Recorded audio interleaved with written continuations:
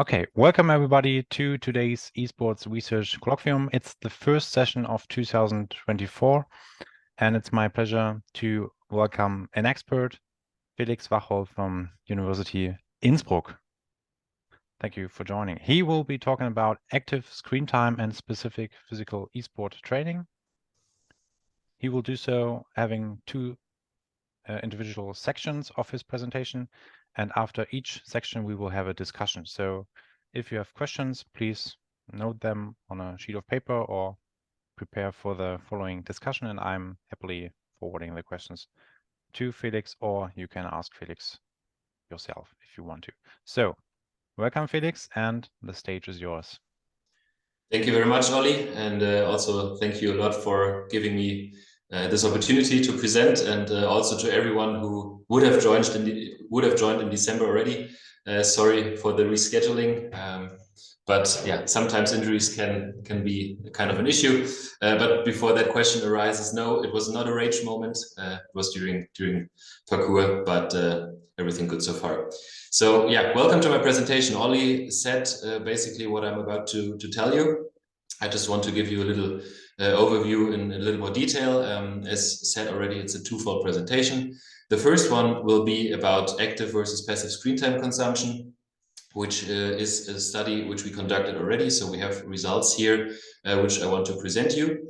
And the second part is a running project, which we're working on right now. So it's pretty much on top or just up to date. And I want to tell you about what we're doing there, and also ask you for feedback, what you think is good, what might be, what could be done better. So very happy for your feedback. But let's start with the first one. So active and passive screen time. What do I mean with active and passive screen time? So to give you a little background, in general, we have an increased screen time in our society, and especially the digital natives. So let's put it Gen Z, the youngest generation, kind of. We have a very hard increase in screen time. So people are spending more times in front of their screens. This by doing in front of TVs, but also smartphones, of course, laptops, PCs, you name it. So there's a lot of screen time. And especially COVID endorsed this trend. I mean, is kind of a no-brainer. I guess we all spend more times in front of screens. And we know from science that screen time, and especially like spending hours and hours in front of screens, might have negative effects on our well-being. Meaning it can affect the mental health, it can affect our general psychological health. So we have to keep in mind that it is not just a good thing to spend time in front of screens. And especially the digital natives might be affected here, since they are younger, they're in a development state, and that is just something that we have to keep in mind. And what the question here was then, okay, but what about playing games? Meaning like passive screen time, what I said, sitting in front of the screen, reading, or just watching TV, so being even more passive. Is there a difference between this type of screen time and playing games where you are more involved? And we know, again, from science already, or from conducted science, that playing games causes less negative effects, for example, on academic performance. So it is something that is apparently a little better than just sitting in front. And also for problem-solving abilities. I mean, I guess all of you know that, or at least the ones of you who play games, you get trained in certain things during playing games. And that might be due to the involved interactions, also the social ones. And that is something that just popped up in the last couple of years more and more, so that you are able to interact with other people during playing, which was different, let's say, 20 years ago. And also the necessary motor activities might play a role. So when I use my fingers to operate on keyboard and mouse, my brain has to work. And that is different to, again, for example, just watching TV and getting the information like front face, but without interacting. And in general, there is a higher cognitive involvement. And that is something that we know. And we wanted to know now, okay, but did this change maybe due to COVID? So we know there is this change in screen time, but was there a change in screen time on the active side and on the passive side, or was it just one or the other? So that was one of the first questions. and European Alps because we are in the middle of the European Alps, so we wanted to know how did that behave in our surrounding. But also, what about possible, as I said, age effects? Digital natives was what I said. So the younger people might be differently affected than the older ones. Also, gender might play a role, and also how people are in general shaped. So the BMI was there, the variable we chose, since we work with a questionnaire, and that is something that we could ask very easily. And then also, is there a difference on mental health effects if you compare active and passive screen time? So that was basically were the open questions that we wanted to address. And what we did now, I said it already, we did a questionnaire, so it was a retrospective online survey, and we did not focus just on my surrounding where I live, so I'm sitting in Tyrol. We also went a little to the south, to the west, to Vorarlberg, also in the south to South Tyrol, Trentino, and also a little bit in the north to Upper Bavaria. Why did we choose these regions? Well, they're pretty comparable in terms of infrastructure. They're very comparable in terms of culture. And we just wanted to expand, have different settings, but still have a comparable group setting. So that was why we've chosen these 5 regions. We did this between December 2020 and January 2021.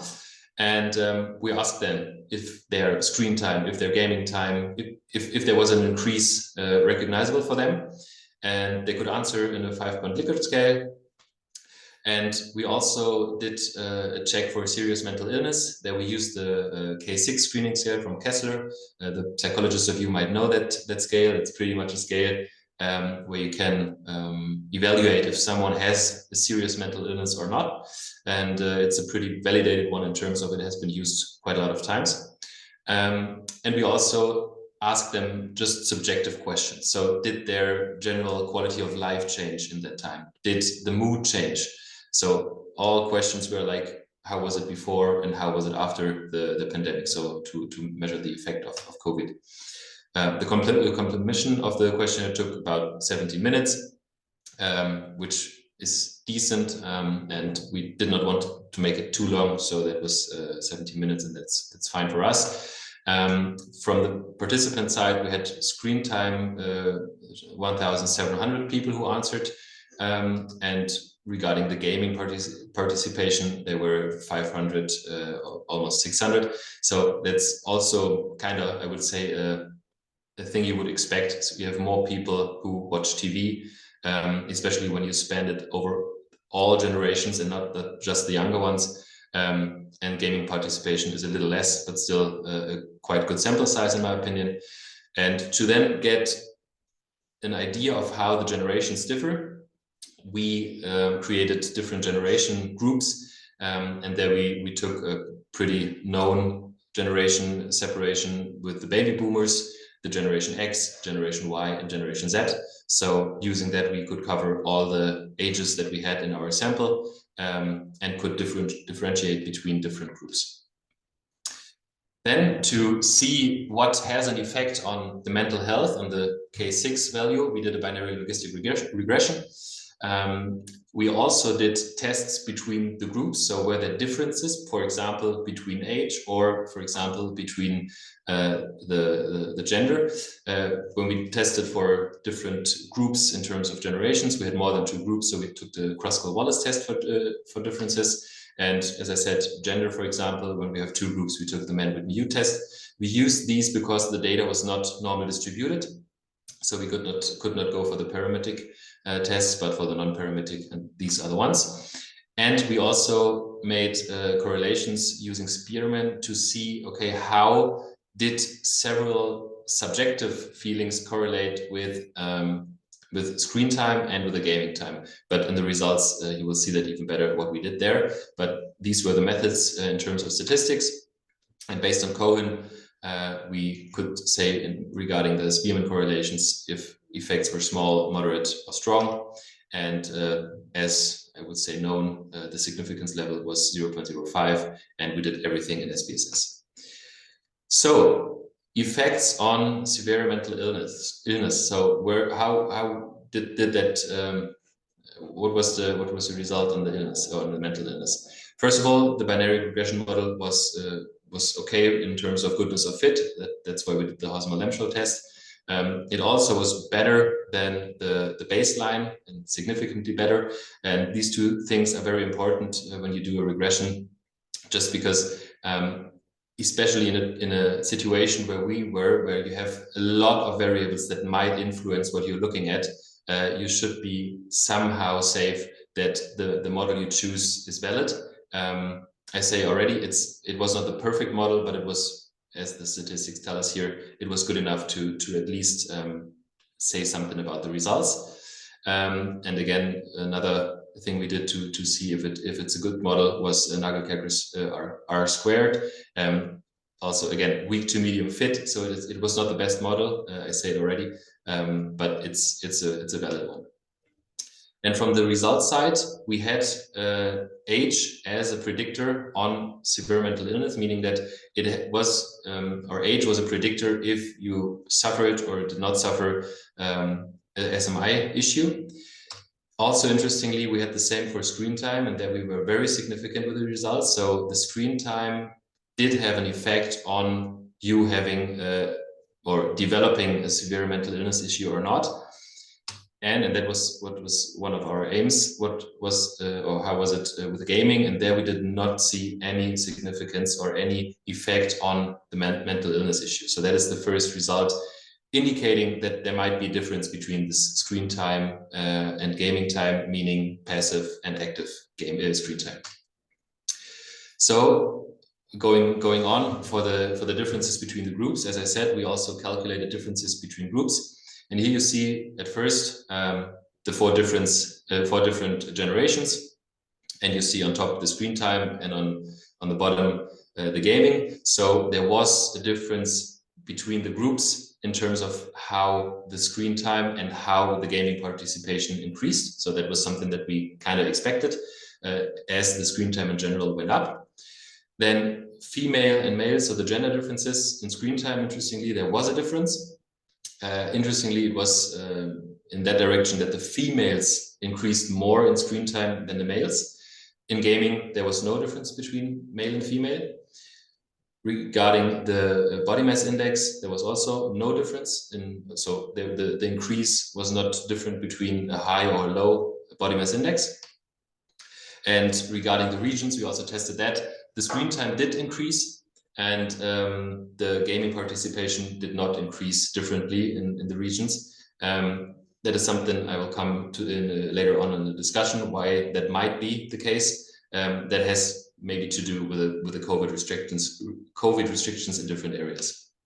So, but now I want to focus mostly on what I said in the beginning, namely the difference between the ages. So what can we see here? And now another result section. So this is how it looked in terms of how the screen time, the passive screen time, and the gaming participation increased or did not increase. So as I said, they could answer in a 5-point Likert scale. And when they said it increased much more, they have to, the 5 was their answer. And if they said much less, then it was a 1. And you see screen time as well as gaming did increase somewhat more, screen time a little more than gaming participation. And we have that in Gen Z, we have that in Gen Y and Gen X and in the baby boomers. So the pattern was pretty similar over all groups. And that looks a little complicated, but to explain it in a hopefully easy way, this is just how the differences were between gaming participation and screen time. So the asterisk shows the differences between the screen time, and the hashtag, the differences between the groups when referred to gaming. And it's not of high importance, but just to see that there were differences between the groups. And regarding the correlations, that's going to be a huge table, so don't be overwhelmed. I tried to explain it in the first place here on the side. So we are just looking just on screen time. Again, we did the correlations on the screen time affecting or correlating with the social media usage in that situation here.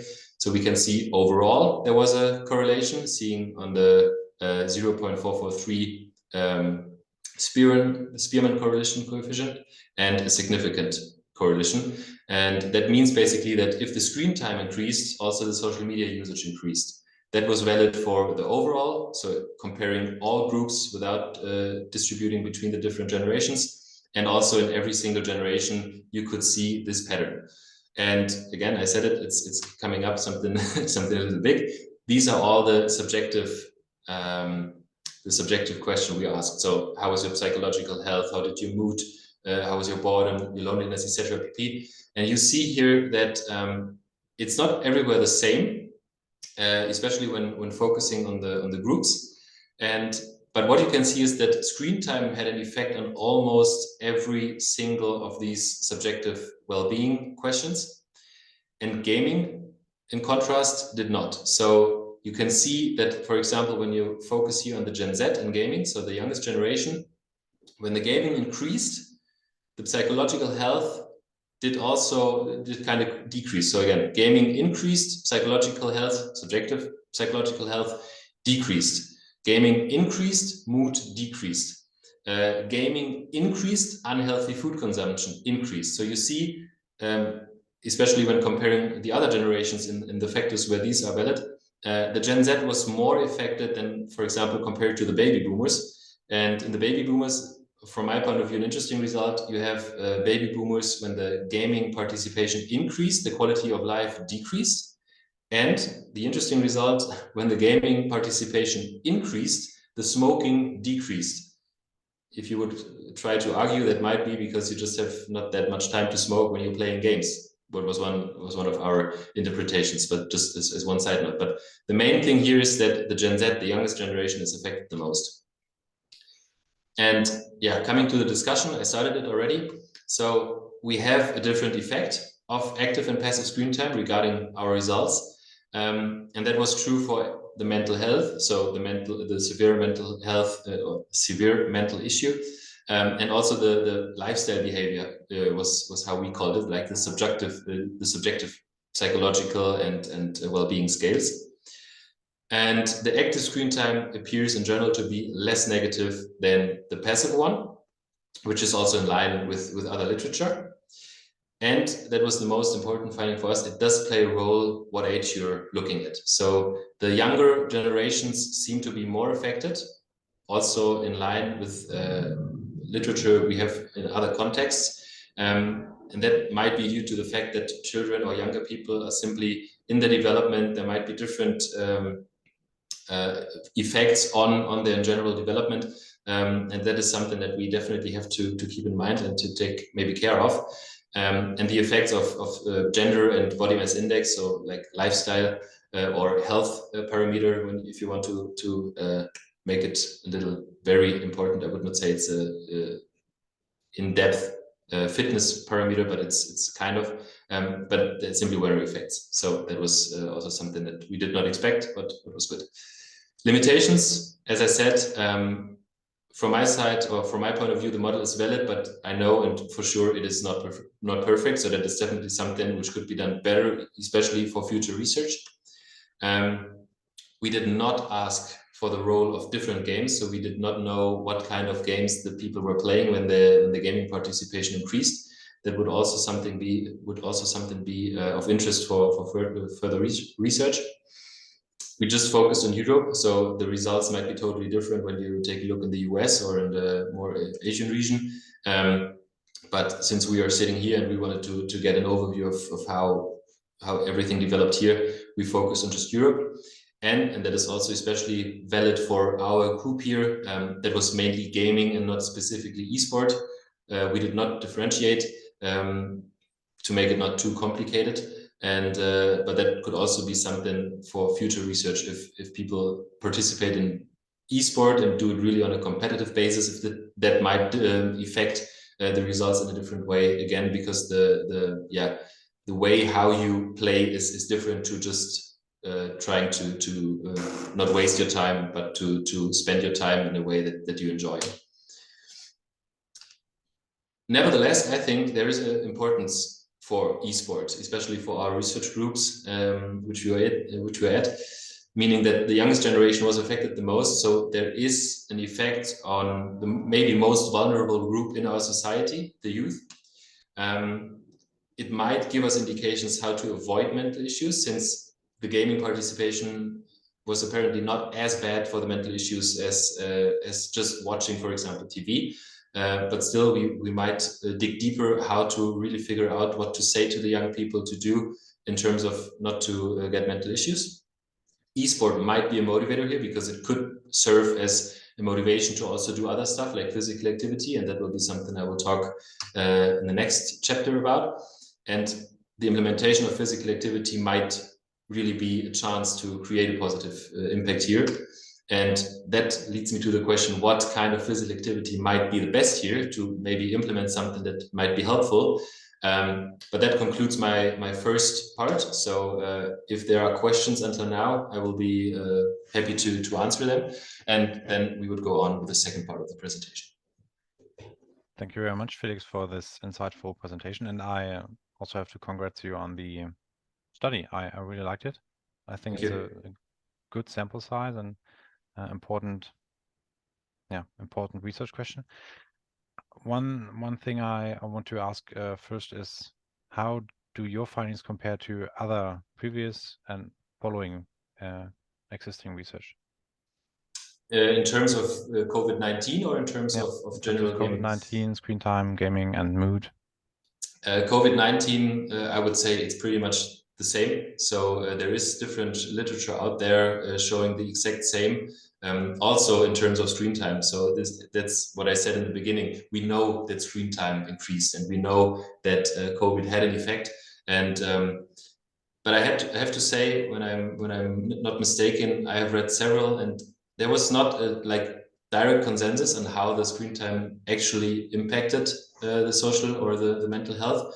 But if I would have to make a conclusion, I would say in general, screen time increased, and it was not beneficial for the health of the people. Yeah. Okay, thank you. And do you have an explanation why, for example, why there was a gender difference in screen time?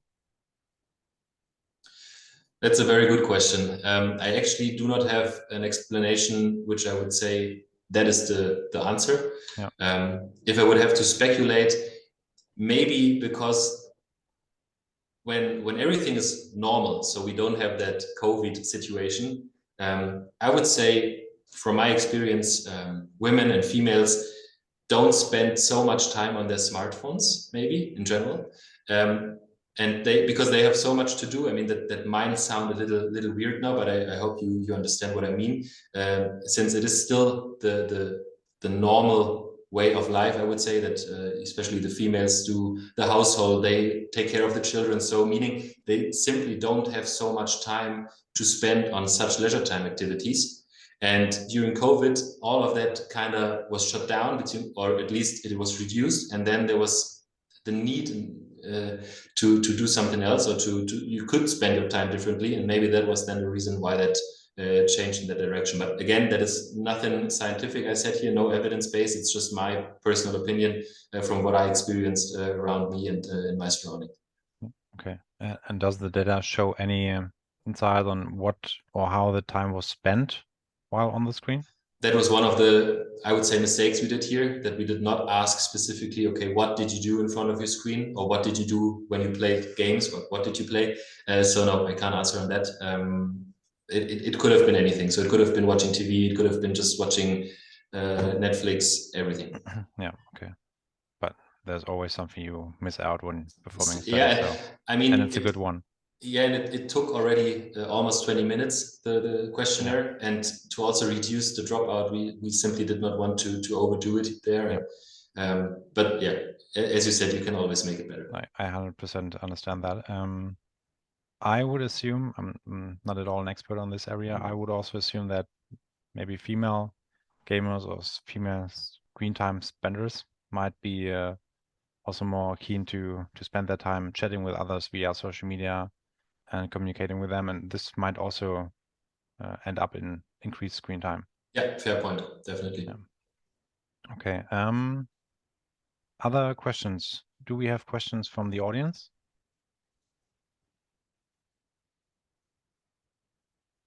I think the findings are really interesting, and one thing that sparked my attention is that you talked about effects.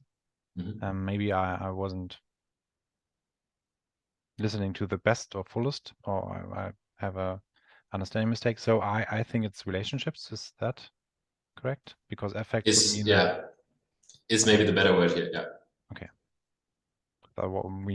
I think we need to be careful with the word effect here, and yeah.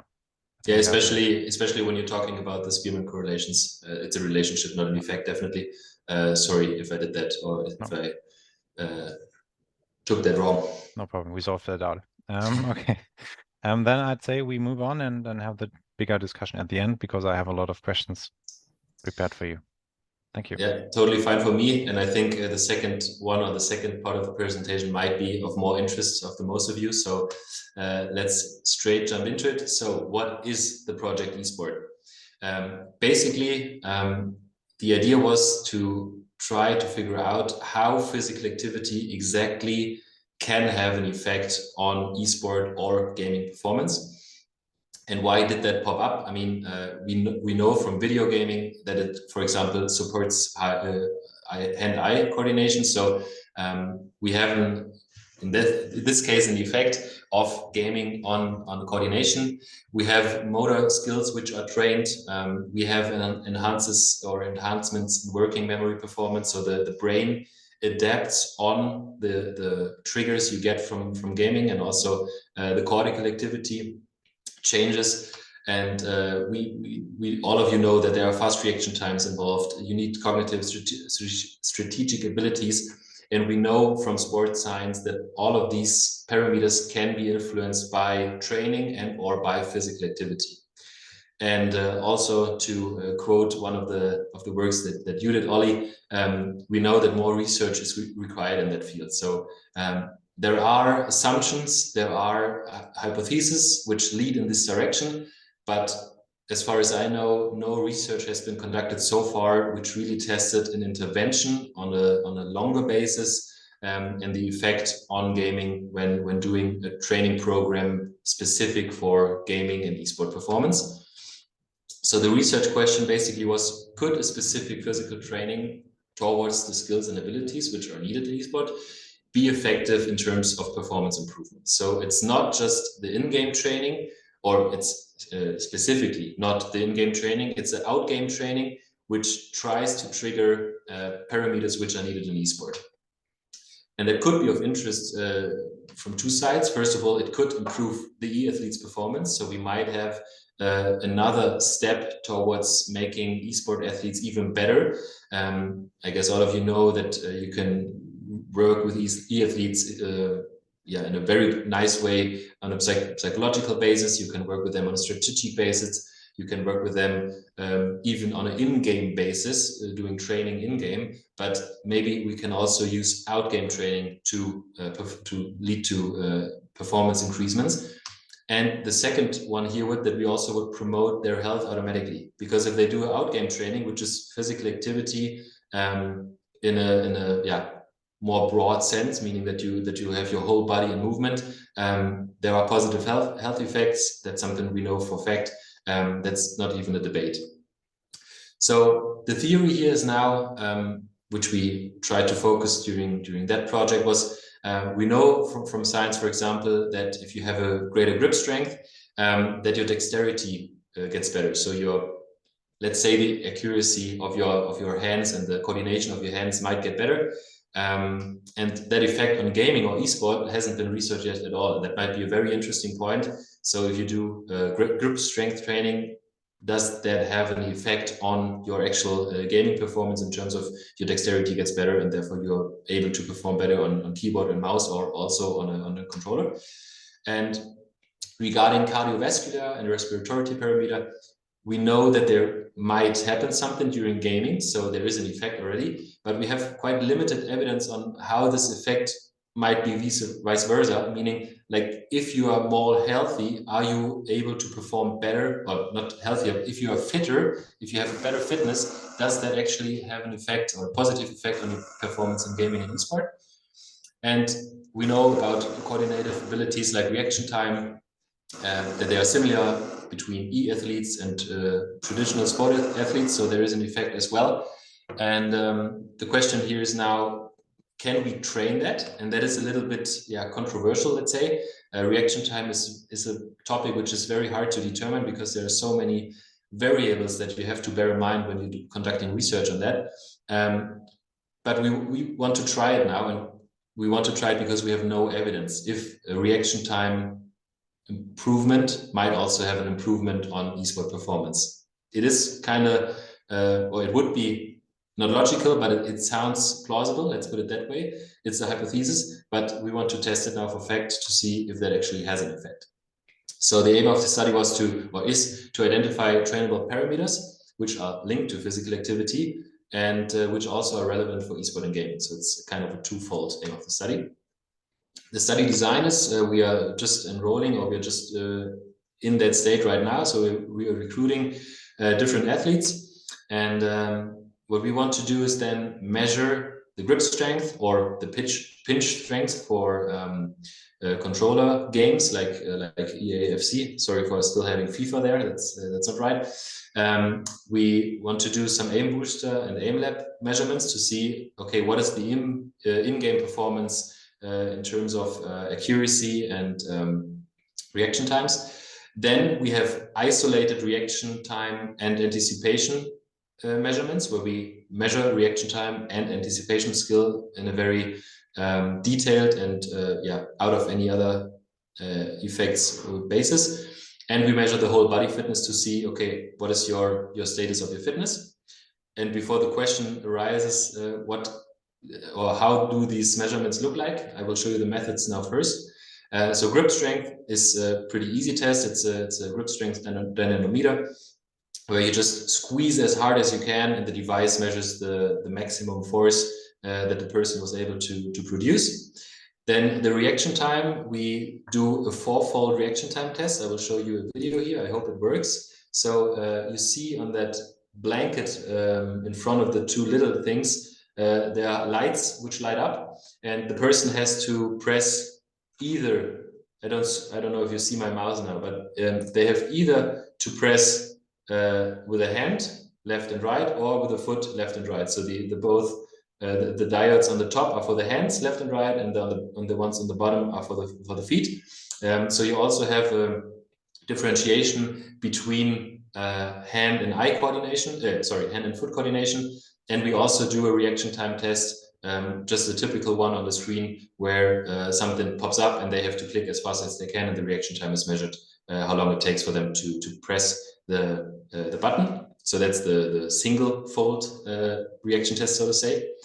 The anticipation test is a laser, which is trajectoried on the wall, and which you can imagine walks from left to right in different speeds. So on the one time, it's very slow, then it goes a little faster, then again slow, then a little faster. And in the middle, there is a target, and the participants have to press on just on pretty much the same button, which you see on the 4-fold reaction test. And they have to try to hit that button when the visible laser pointer is exactly in the middle of that target.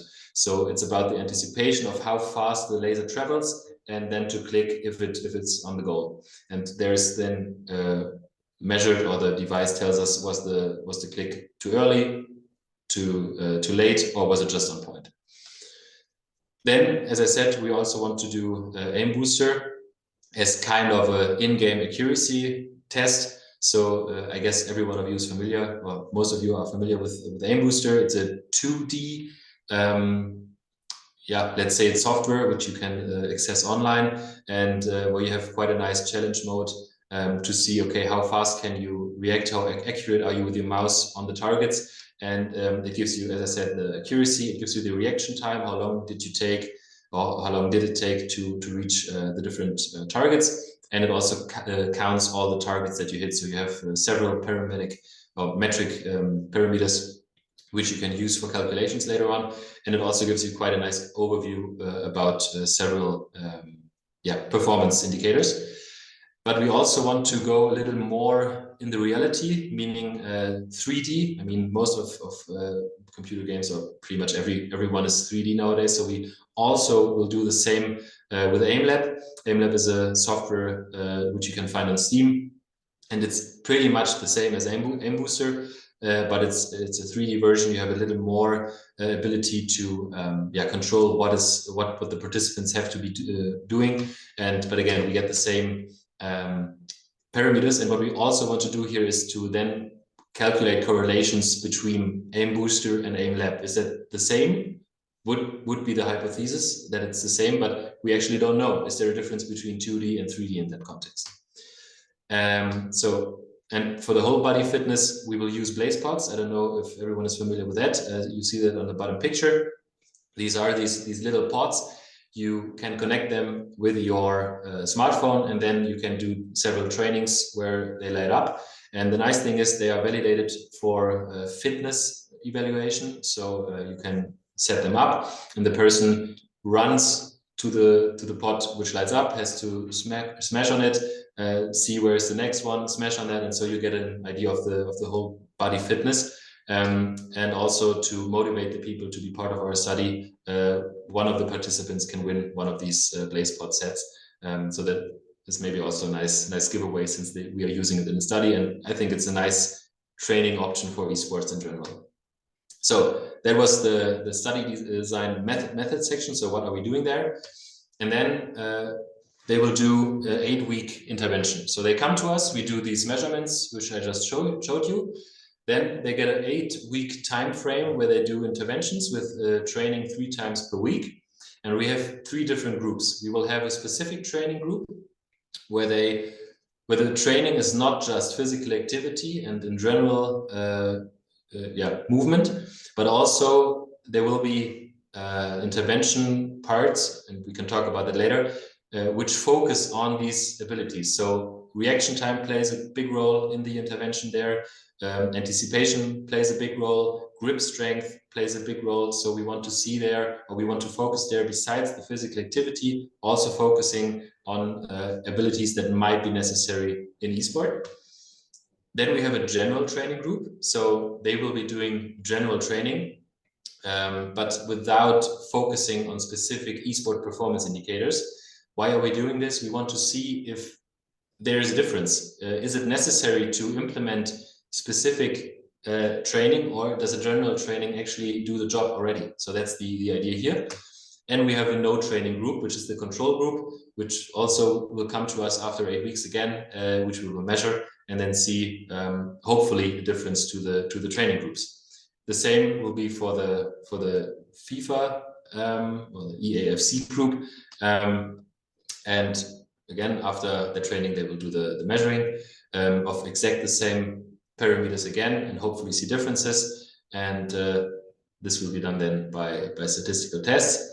The interventions, as I said, control group, no training at all, but we have a weekly monitoring of their physical activity using a smartphone app. So we know, do they move pretty much the same as they did before, or did they change? That is something we have to maybe correct for in the statistics later on, but also the gaming behavior. So to just see, do they suddenly play a lot more, or is it hopefully pretty much stable? I mean, that is what we will tell them.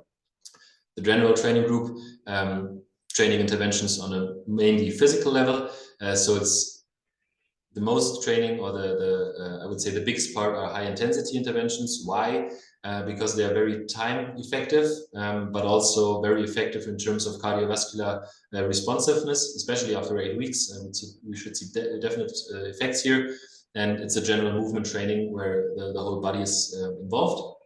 And in a specific training, as I said already, it's similar to the training interventions from the general training group, but with also a focus on reaction, anticipation, and grip strength. And as I said, the participants are able to stay in contact with us. They use the app Coach Now, which is a pretty nice one. You can share videos, photos, and can just stay in contact with them to keep them motivated, and also to monitor if everything runs the way we want them to do. If they have questions regarding the interventions, they can contact us. We send them a video. You have to do it that way. So that was the idea there. Statistic-wise, I mean, that's pretty straightforward. In this case, we have 3 groups: specific training, general training, no training, and 2 tests with pre and post. So that will be repeated, measured ANOVA. Maybe we will also do ANCOVAs with covariates implemented. but that will something be for the well, there I have it. So that's pretty straightforward. As I said, we will also do correlations, for example, between aim booster performance and aim lab performance to just see, is there a difference? Is that comparable or not? And coming to possible results, so what do we expect? I mean, best case would be we see in the measurements from, for example, the no training group, there's no difference at all. In the general training group, we start hopefully all on the same performance level in game. The general training group starts on the same level as the no training group, but has a slight improvement because physical activity in general might have positive effects. And the specific training group has even better effects, especially on the parameters that are specifically for reaction and anticipation. That is one possible result, but we could also see what I mentioned, that general and specific training actually does not really differ. So that could be pretty much the same, since the physical activity itself might have positive effects already after an 8-week intervention. Worst case would be we see nothing, but it can happen as well. And that still would be a result for us, because that would mean that that physical activity is good in general, but not specifically in terms of esport performance. Would that mean that e-athletes should not train physical at all? No, definitely not, because you still have this rehabilitation and preventive effect of physical activity, but it's not necessary to implement it in terms of performance in esport. Expected result is definitely the first situation I showed you. So we have improvements in grip strength and reaction and anticipation in the training group, in the specific training groups. Especially with the specific training, we see more improvements related to the reaction and anticipation. And hopefully we also see improvements in aim booster and aim lab, which we kind of see as in-game performance. And if we see there significant improvements, from my point of view, that would definitely mean that this kind of physical activity, then whatever it may be, the general or the specific one, has an effect on in-game performance in terms of accuracy and reaction time. And hopefully we don't see changes in the control group, otherwise the monitoring was not too good. The implications that could result out of this are that physical training could then really be integrated even more. I mean, it is partly integrated already, but now we could validly say it definitely has an effect even on the performance. The specific training could be the more valid one, meaning that it's better to really implement physical activity, which is not just, okay, go in the gym 3 times a week and try to do something for your health, but also try to find training or to create trainings which really trigger the parameters and skills which are needed in esport, which would then add on to the in-game training. And that's maybe more a philosophical one, but if such a training could be implemented on an evidence-based basis, it might also be easier in the future to get, for example, fundings in terms of from the state, especially in Austria where we live here. We have the problem esport is not seen as a sport political wise, and if it is seen as a sport, then the funding would be easier. So that is also something that could result out of the results that we get. Most importantly for me, it could reduce the known negative effects of the prolonged sitting, which we all know and we don't have to debate about it. Prolonged sitting has negative effects, and that would keep the athletes healthier, make their careers more sustainable, and overall to then come to the conclusion, arcing over both of my presentations, could have a positive health effect on society, since we are aiming at the youngest generation here, and if we can have a positive effect here, that in general will be a positive effect for society. And yeah, that's the end of my presentation. I hope now maybe some more questions. Definitely thank you for listening, and yeah, hopefully looking to some questions. Thank you so much, Felix, for your presentation. I also like the second part, and I have some questions, but I would first move to a question from the audience. Can you say something about the age of the participating e-athletes? from I guess the second part now. Yeah. We included everyone from 14 and older. We actually don't have a limit, so we have participants already which are in their late 30s, and I think one even in his beginning 40s. The reason why we did not limit it is that we are able to put in every group an older person, so they will still be matched. And it also is kind of reality in terms of if we compare it with other research, where also older people were implemented and involved. And since we are doing, for example, in COVAS, we can calculate how the age the age of the participant might influence the results, especially on reaction time. I know that there is a debate on that reaction time decreases with age. I'm not 100% sure, and that's also one of the reasons why we make it that way. I want to test if there's really a huge difference between older people, which may be more experienced, especially when it then comes to the in-game performance using AimLab and Aim Booster, or if it's really true. Because there is research in both directions, argues in both directions, and I want to test first if it's really the case. Thank you. I have some questions just out of my interest. Did you calculate sample size for the groups? No, okay. We did not. Reason is twofold. First is that there is, as far as I know, correct me anyone if anyone knows something different, there is no study which is comparable to that study design. So with intervention on esport, I don't know any. We could have calculated sample sizes from other traditional sport interventions, but I said, okay, where is then it's not really comparable. But I know from other sport science research with interventions and 3 groups that to have 10, 10, 10 is kind of, let's say, legit or valid. More is better always, but you also have to bear in mind that it's quite a logistical issue to get more than as we have already. And the second is also that here in Innsbruck, let's say we are not the source of e-athletes and gamers. There are definitely regions where we have more people, and we need the persons to come to our lab in person. And we try to reach out to Vienna, to reach out to Munich. So we try to collect as many as possible, but it's not too easy. And so even if we would have calculated the sample size and it told us, yeah, you need more, maybe it would have just not been possible for us to get more. So that's the reason why. Yeah, okay. Thank you for explaining. We have some questions in the audience. I would continue with those.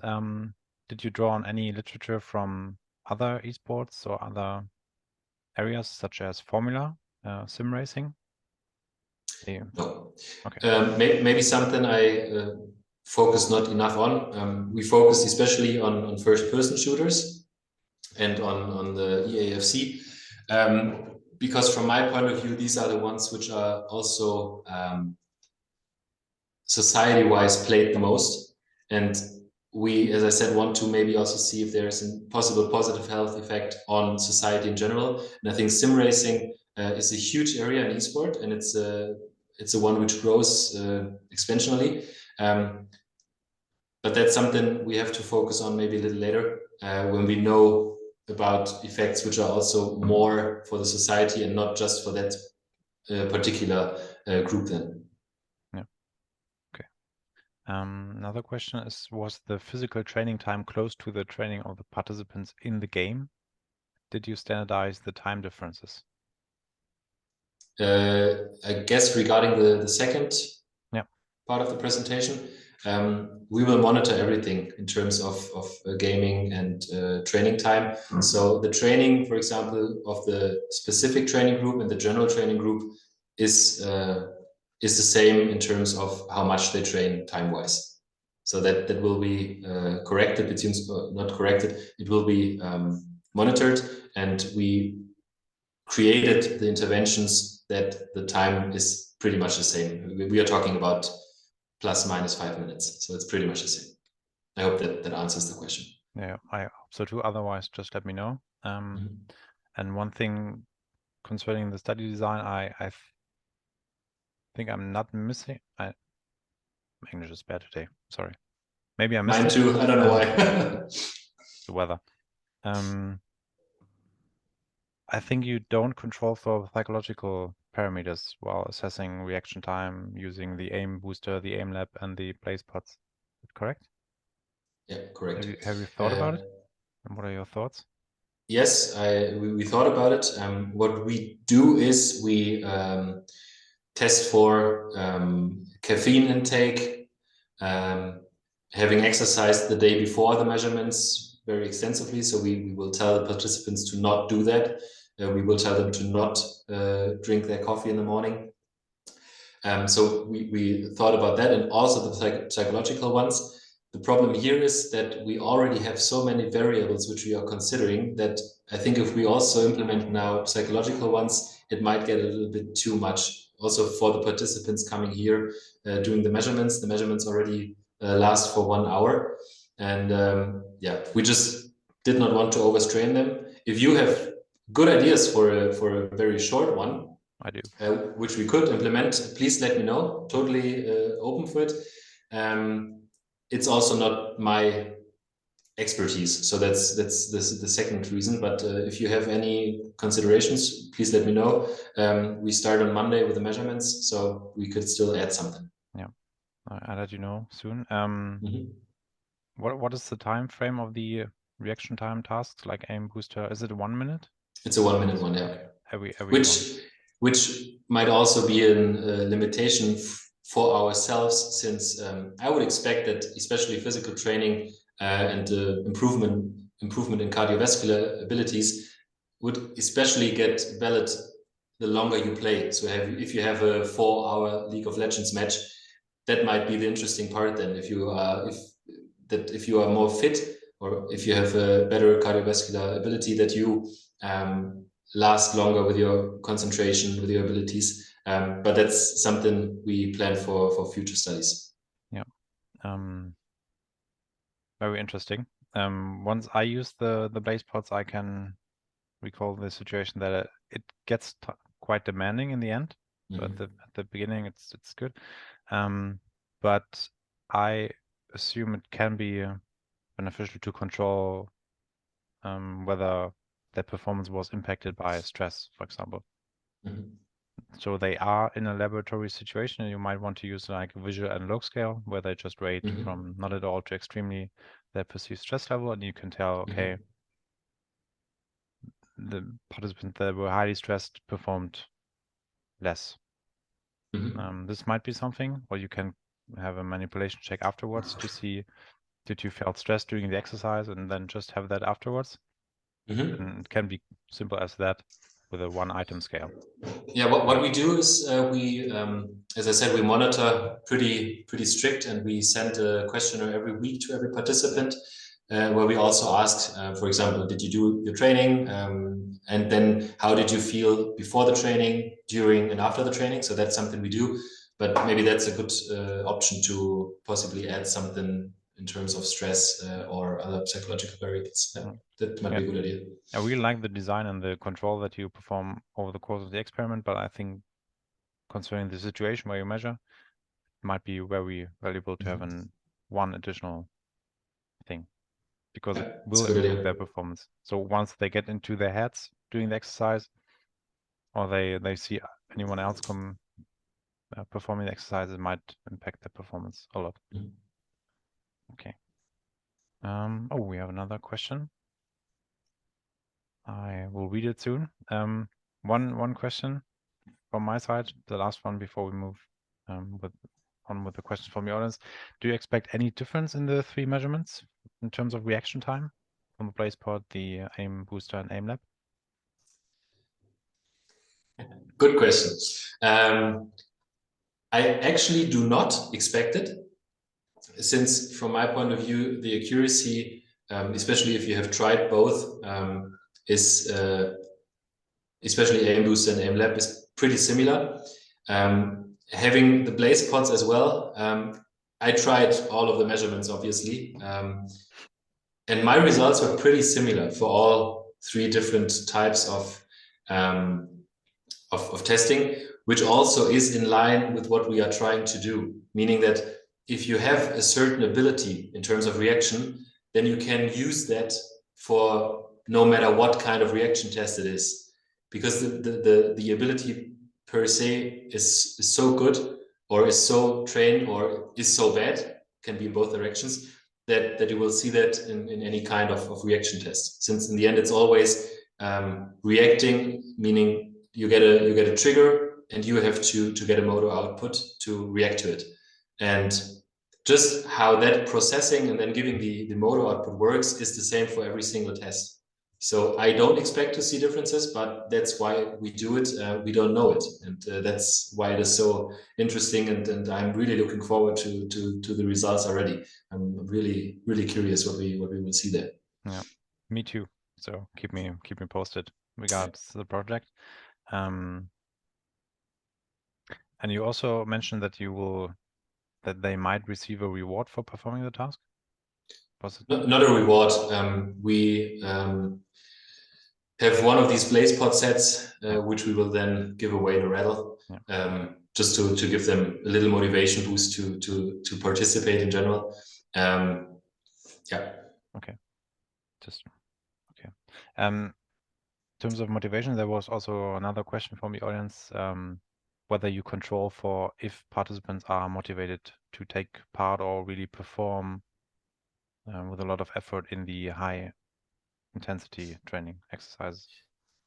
Also a very good question. I think that is always the very hard part regarding intervention studies, like how you control if everyone goes all out, or at least goes in the training.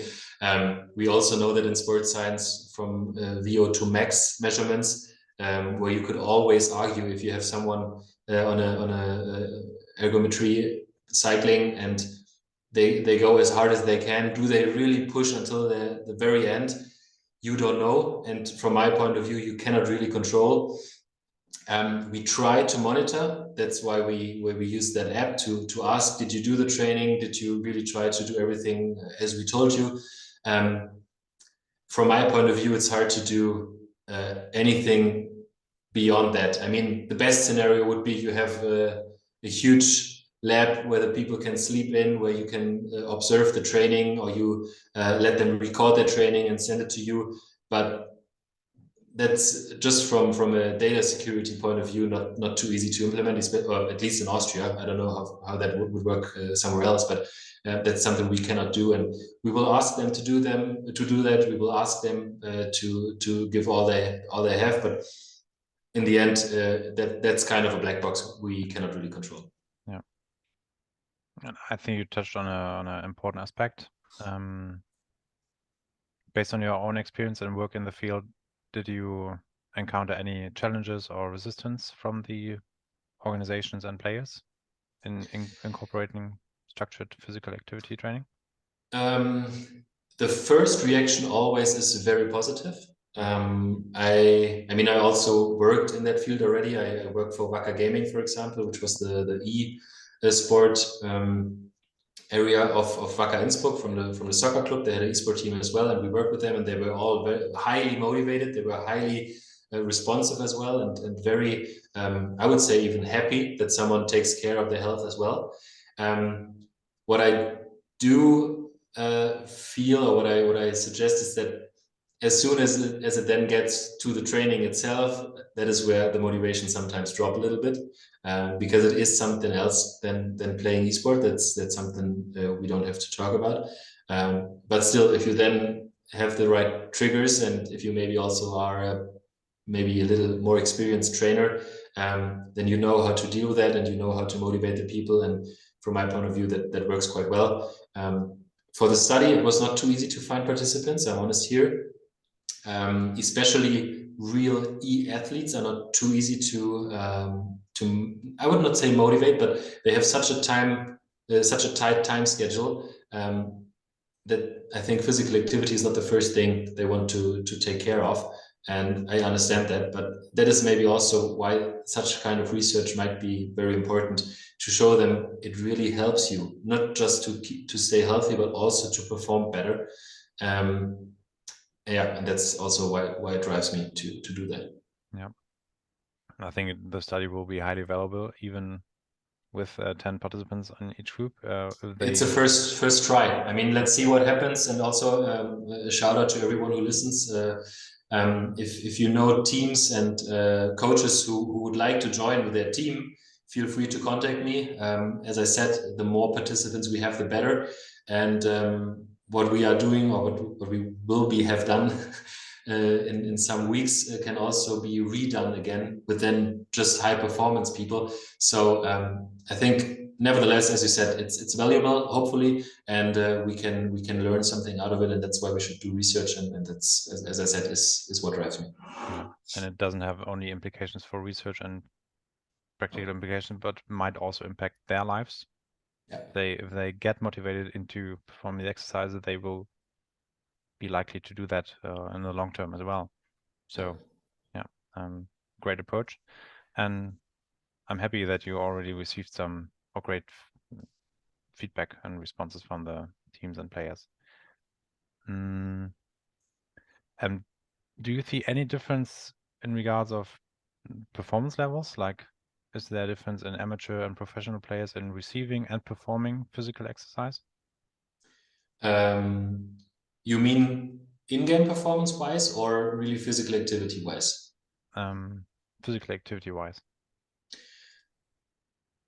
Maybe the e-athletes, like the ones who really maybe even can make the living out of it, I think they might be a little more motivated. That's also what I experienced when I worked in that field with Wacker Gaming. The ones who were on a higher level were more motivated.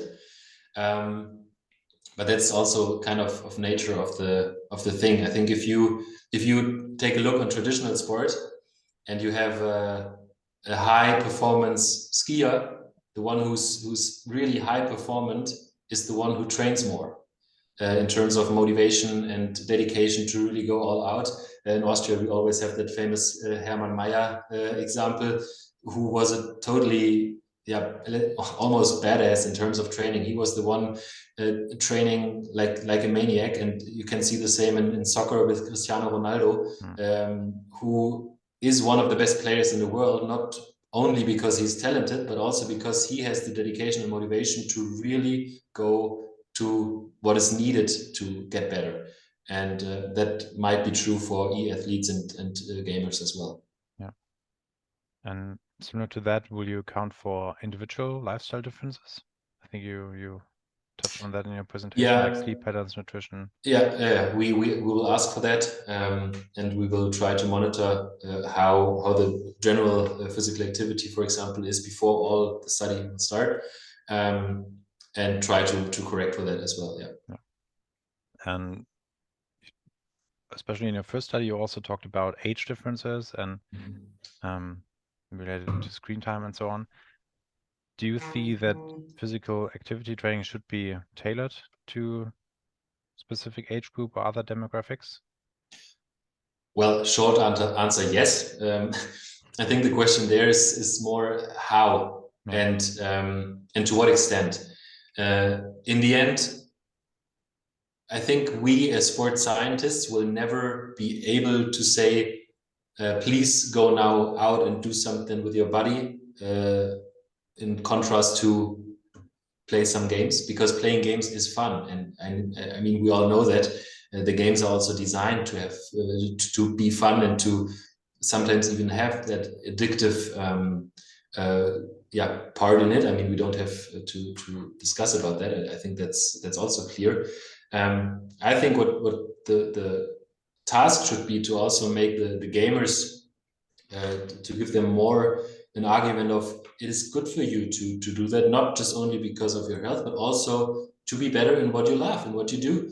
And I really hope that also virtual reality, augmented reality, all of these technological improvements, which will develop in the next couple of years, I'm pretty sure about that, will help to bring movement and physical activity and to be active more and more into the households and into the lifestyles also of gamers. But it's more a question of how, and I don't have the perfect answer on that. I think the person who has the perfect answer on that can make a lot of money. So feel free to think about it, about that. But yeah, yes, for sure. But how is the question? Yeah, I believe there's a impact of physical activity on well-being and performance, but in the end, players are in charge of acting on it or not. And if they don't want, we can argue about potential risks and benefits, and yeah. Or the coaches. I mean, just if you imagine that in the future, esport would be more also in the typical sport clubs, for example. I mean, nowadays you have in every little village you have a soccer club, you have maybe not even a tennis club, and if you also would have esport clubs, which would try to force that a little bit, you would have a solution already, kind of. Yeah. But that is what is the aim for the future. Yeah. Thinking about the bigger picture, we always have to start early. Yeah. And parents play a huge role. Definitely. In promoting physical activity, and if the start is not the best, it's really hard to get them started. I got 2 questions left. If the audience still has questions, let me know. What role do you see in technology and optimizing physical activity training for esports players? It's evolving in a good direction from my point of view. Just 2 thoughts on it. First is to bring in the gamification aspect. So if you have a possibility to bring in technological assets like the blaze pods, which make reaction training fun, not just staring on a screen or having a trainer shouting at you, you have to now run in that direction, now run in that direction, but having something you can work with yourself, that is a big plus from my point of view. And also maybe the other way around, technology, the digital possibilities to track your training, to get out insights into your performance gets better and better. And just recently there was an app announced, or I think it's available already, where you can take videos of yourself, of your running, and the application tells you how good your running is, because it makes a marker tracking on the video. And these developments are such a benefit for also trying to think on, okay, what could we do in terms of esport?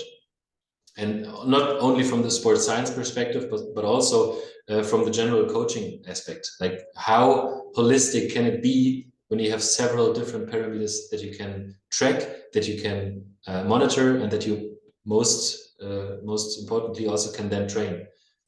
And that will be also something which will be super interesting in the future, I guess. And also great opportunity for future research. And my last question would be, what potential risks or drawbacks do you see encouraging active screen time, if any? I tried to search for the English term for the German sentence, die Dosis macht das Gift. I just found the dosage makes the poison, or something like that. I don't think that's a good translation, but I hope you get the point.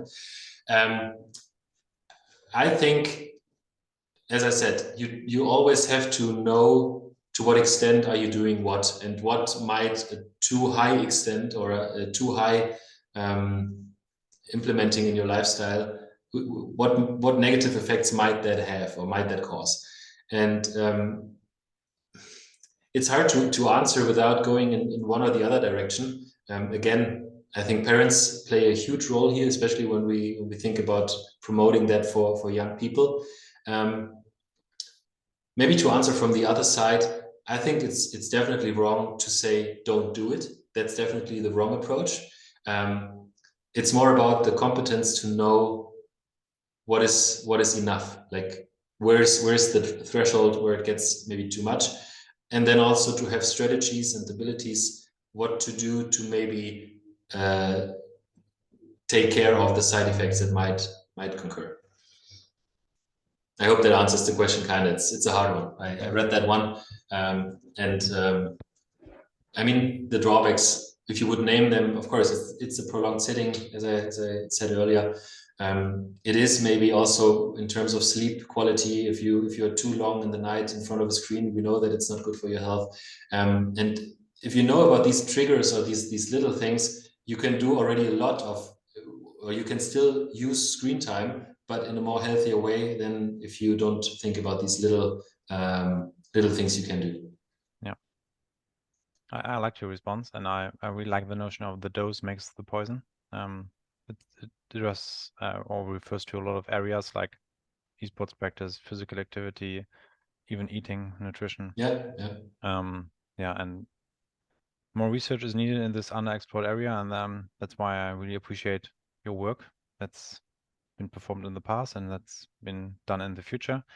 And that's it from my side, and I think also from the side of the audience. Do you have anything that you would like to add before we close today's session? Just that I really appreciated being here. Thank you for giving me the opportunity, and also a big shout out to you and the whole Esports Research Network. I think it's a great thing and a great community which is developing here, and also seeing the different aspects, the different point of views, the different point of views which you can have on that broad area of esport. I think it's a great idea to trying to combine all of these and to give the opportunity to exchange with each other. So thank you, and thank all of the team. And yeah, that's it. And if everyone has a question upon that, especially the persons who might see it on YouTube later, feel free to contact me. You see my email address and my Twitter account there. So feel free to reach out, and yeah, hopefully see you soon again. Thank you very much, Felix. And I can only stress at that point, do not hesitate to reach out to Felix, because this Esport Research Connect network colloquium is also about networking. So please do so. Stay in touch if you have any research endeavors for the future you want to collaborate on with Felix, or just questions, discussing ideas. This is your chance. Make a note on his social media accounts and emails and so on. And thanks everyone for joining the first session 2024. Thank you, Felix. I really enjoyed it, and have a nice day. See you hopefully in February. Goodbye. Bye everyone. Thanks for joining.